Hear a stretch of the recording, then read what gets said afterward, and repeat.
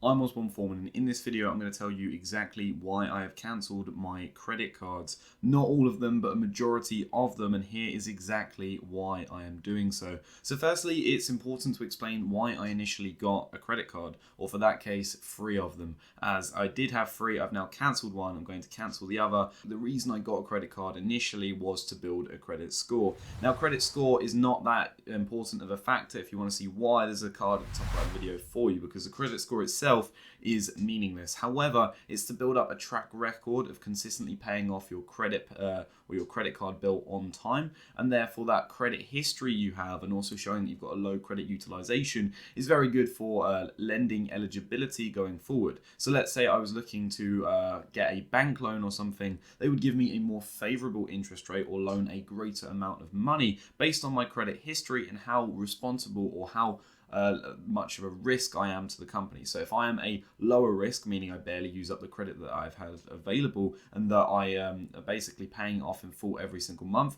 I'm a very much a lower risk. Therefore, I'm going to have access to capital at a much lower interest rate, as well as a lot more capital where possible. So therefore, it's a good idea to have some ways of building credit score. However, I have also cancelled this card. So by cancelling a credit card, this actually is very bad for your credit score in the short term, especially as because this will be my longest standing credit card, which I would have had for about 3 years now. The issue with this is that now I no longer have that longest line of credit history. So the last 3 years where I've been paying it off in full every single month means that now this credit line is no longer there. I'm now subsequently going to have a lower overall credit limit available to me, and therefore obviously it's going to be a concern. A lender is going to see that, they're going to go, why have they cancelled their credit card in this period of time, and why is their credit limit reduced? Well, what if this continues to happen? I'm a little bit concerned, so I'm going to give it more time before I therefore wish to lend stuff to this individual, or instead what I'll do is I'll put the interest rate up slightly, and I'll make sure that the risk is effectively calculated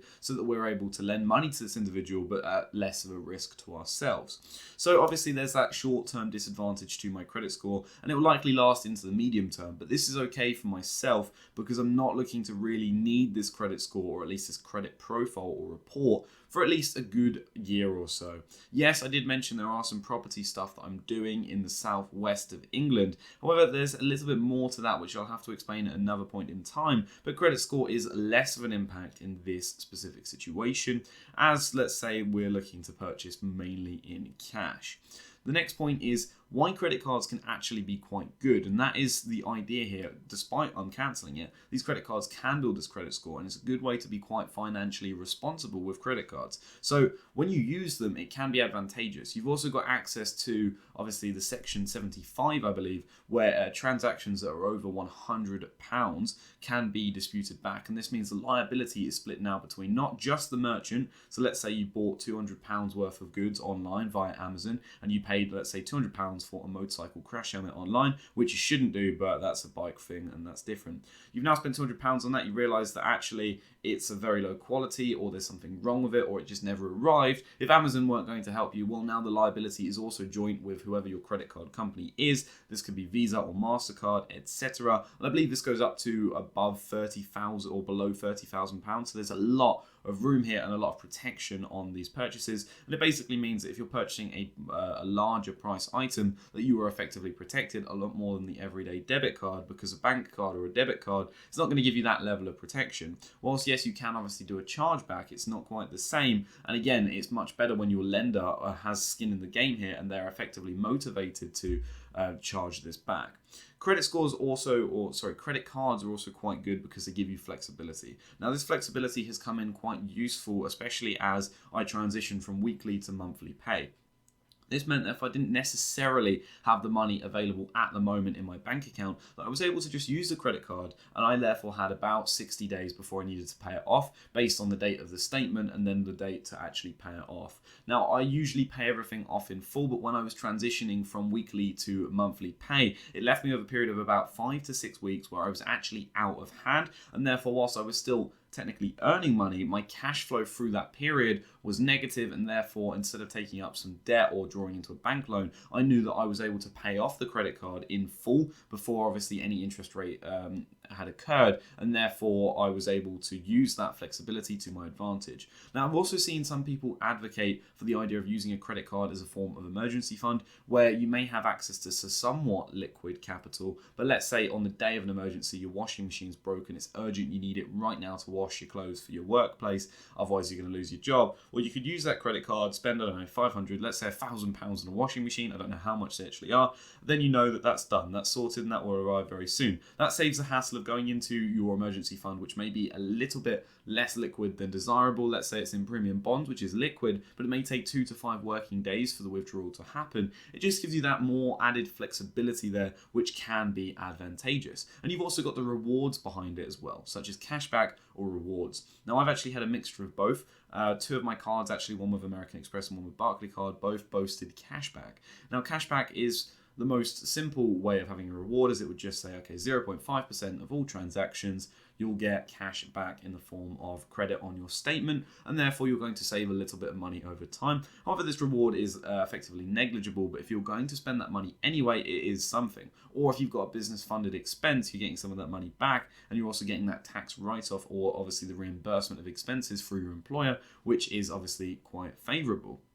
You've also got rewards, and I suppose rewards are probably the best thing about credit cards if you're going to spend that money anyway, because things like the British Airways American Express card give you that advantage where you're able to save up Avios points with British Airways, and you're able to therefore use that as a form of booking flights, and you can get quite a lot here. If you are someone that is spending a lot of money, then free flights along the way is certainly not a complaint, and that can make credit cards very advantageous. However, I found that I personally have not been, or I've not had the correct mindset for credit cards. Now, I would deem myself as a private investor in the stock market and someone that is very financially savvy as someone that probably shouldn't have too many credit cards. And the number of credit cards here is what is key, but it also can apply on a singular level to different individuals. Now, for me, it's a lot easier for myself to spend a little bit more than I would like using a credit card. At least with a bank balance, you can see that and you can keep looking at it and go, okay, look, I've got £40 in the bank until next payday.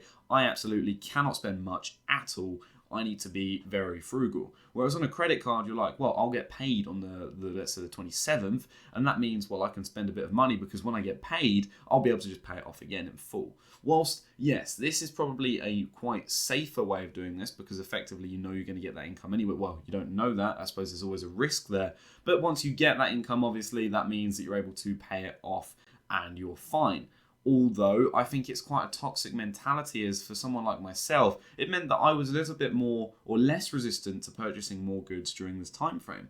Now, initially, I'm someone that's quite disciplined, someone that refuses to spend on a lot. But I suppose if you're on like a night out, which is probably the best example I can provide at the age of 22, you're out having some alcohol, there's not really going to be much stopping you in the way of brain cells anywhere when you're absolutely smothered in alcohol. To purchase more. And when you know it's on a credit card, you don't worry about it as much. I frequently found myself actually racking up a lot of spending over the weekend, going to clubs, doing whatever, and then looking on the Monday, not even checking it on the day, and seeing, oh no, I've spent £200-300 on a few nights out. And this is a concern because it just means you're spending a little bit more than possible. And that's kind of why I'm actually looking to cancel my credit cards. I've realized since I've had too many credit cards that my attention has been diversified. It's also been adding to my levels of stress as well, knowing that I've got to pay off three different credit cards, which all have different payment dates, and one payment date basically does not align with my payday, and therefore I've got to resourcefully allocate money ahead of time so that it can be paid off and not worry about the negative cash flow issues that might happen during this time period.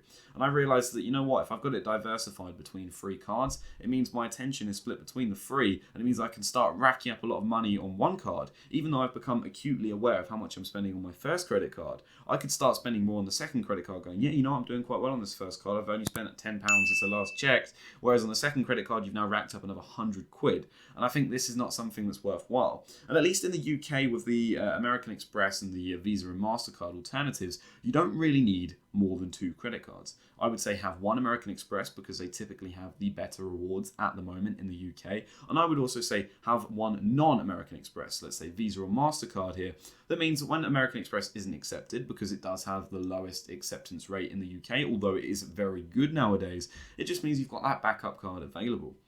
But then with my backup card as well, it has fee-free foreign spending abroad, and it also means that I'm able to have a little bit more flexibility where needed. So they can't pay an American Express, well, I've got the other card there. But when you've got 3 cards juggling, it's very easy to start spending on the other cards and become very distracted. And now I've pretty much allocated it so that I'm going to have one personal credit card and one, well, it's still a personal credit card, but one for my business as a sole trader. And that way I'm not going to fall into the trap of spending more than I truly need to. And I think really for a lot of people here, it's a wise move to make as well, as quite frankly, if you know you're an individual that's going to spend more than perhaps you're earning, then it could be quite a toxic train or toxic path to walk down.